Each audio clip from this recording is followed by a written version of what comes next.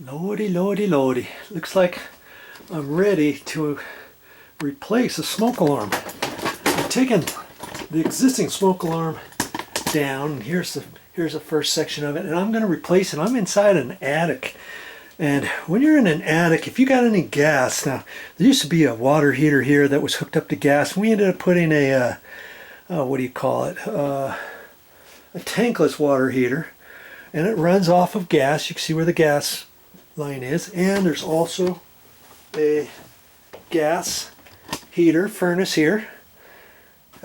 Whenever you have gas, you've got to have a smoke alarm, and when you have a smoke alarm installed, it has to be one of the combination ones, the smoke alarm slash combination called a carbon monoxide and smoke. See here?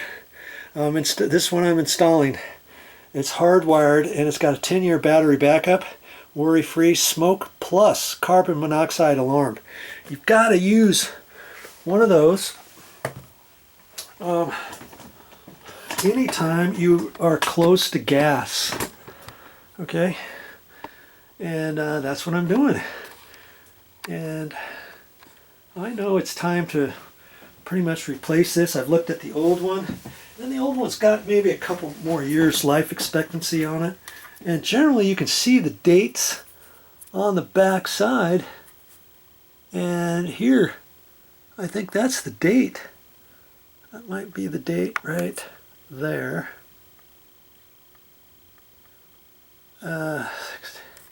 Okay, and so that tells me this actual smoke alarm is probably 6 or 7 years old, and the reason why I'm replacing it is because it wasn't actually bad yet, but we had some other ones that went bad. The 10-year lithium ones, believe it or not, 2 of them in this condo after we moved in, they went bad, and I found out that the smoke alarms were only about 7 years old, and they should have had a life expectancy of 10 years. That tells me if we had problems with 2 of them, chances are we might have problems with some other ones. I talked to Mommy and she agreed, and it was really at her urging for us to get these replaced. Okay, so here's the new one. You just take this little bag off. It's like a shower cap. I usually save those.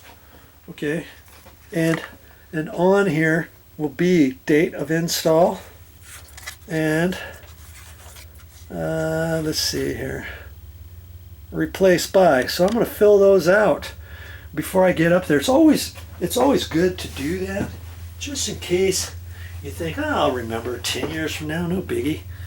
Maybe you want to replace it 9 years from now, or maybe 7 years from now. You forgot. Okay, how many years was it? What year was it when I installed it? So you don't want anything like that. Put a date on there. If it doesn't have anything on the sides, you could write it on the back or something. But it's always nice to be on the sides, because then you can just look up there and see, you know, without disconnecting it. But they're pretty easy to disconnect and pull off, unclick on the harness, kind of like this one here. Okay, so I'm going to do that, and then we'll get with pulling the rest of that old one down and installing the new. Okay, time to get busy. And I think I'm only going to need a screwdriver, a Phillips screwdriver, to do this whole little kit and caboodle project. And like I say, the old one that was up here, or first off, make sure the power's off. I've already checked, make sure the power is off. Okay. Before you work on any hot wires or anything, okay? And I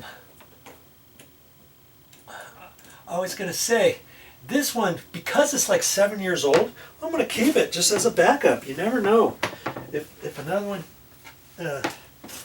goes out or something, I always got a backup, and I always like to take the covers off just in case over the years maybe the cover has been changed ever so slightly. And see, I only loosened up those bracket attachment screws.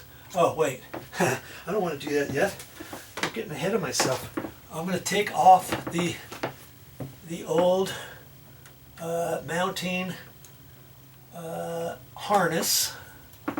Okay, and generally there'll be 3 wires, a red, black, and white. And I still like to just be kind of careful as I'm doing this. I know that the power's off, but I still like to be kind of careful, as careful as I can. I notice I've got 2 black wires, 2 white wires, yellow wire nuts, orange wire nut on the red wire coming from the harness, coming up to a black and white wire. That's for the smoke alarm, for the red. So I'm going to take the orange one off and make sure I use the orange wire nut to hook up the red again, okay?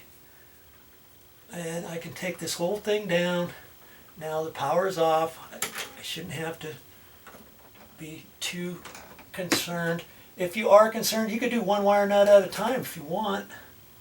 Okay, I always like to try to encourage you to take that little harness off. Even if you think the new harness is the very same, take it off. You never know if there's something bad with the harness.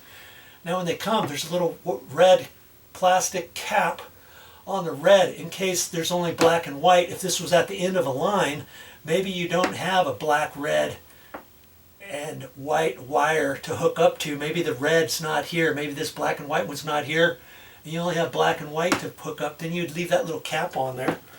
Or if you can't find the cap, or if yours doesn't come with a little cap, you put a little wire nut on that. Little one. Okay, so now I'm going to do the red first. And remember, that's going to be the orange wire nut. Okay. You see anything hard so far I've done that I've showed you? I don't think so. Okay, get that on, pull on there, make sure it's snug as a bug in a rug. Okay, now let's get rid of the whites. And I gotta make sure the whites stay together. Okay, just kind of bend that end over a little bit. Hold your mouth just right, get them all in a bunch there. And put that wire nut on there. Hold everything so that it all goes in together. And pull on there, make sure it's snug, and it is. Sometimes you'd be surprised.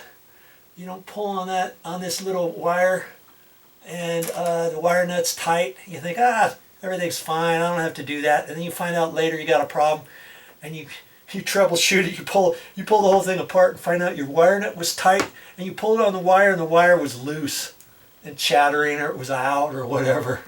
I've had that happen before. Okay, now even though it's in the attic, I'm still going to try to make sure I get my wire nuts pushed up in there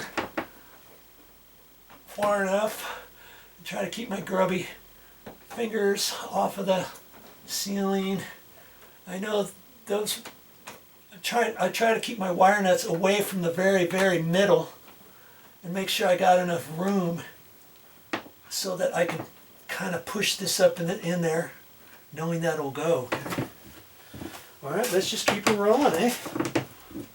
I've left my mounting screws. Get it on there, slide it into place, and there's enough for 3 different size mounting light fixture boxes or whatever, and so you don't have to guess what size your box is, whether or not your cover is going to fit. Okay, your cover should fit on any 3 sizes. This one happens to fit right there. Get it snug. I want to make sure it's nice and snug, so that when I slide this on, when I get ready to slide it back off, this never moves on me. Okay? Alright.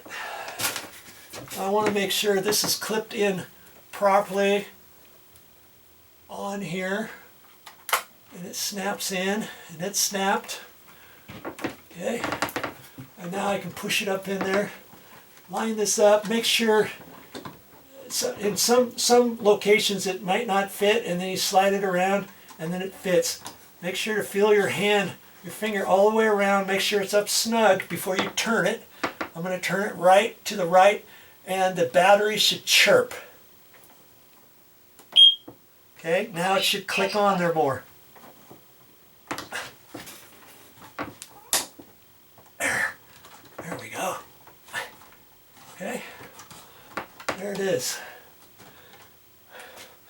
Now, am I done with it? No. You're not going to be 100% done with it until you turn the power back on.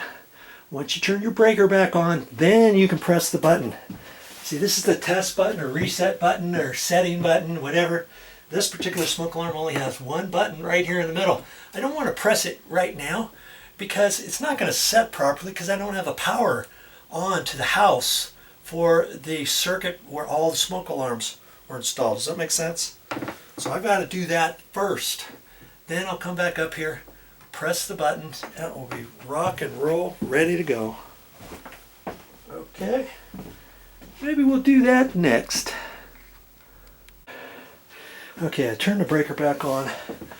Now, because this is a smoke alarm and a carbon monoxide alarm, it'll voice activate and will say smoke or fire, two different sequences and stuff. Okay, so I'm going to press it and let go. See what it does here.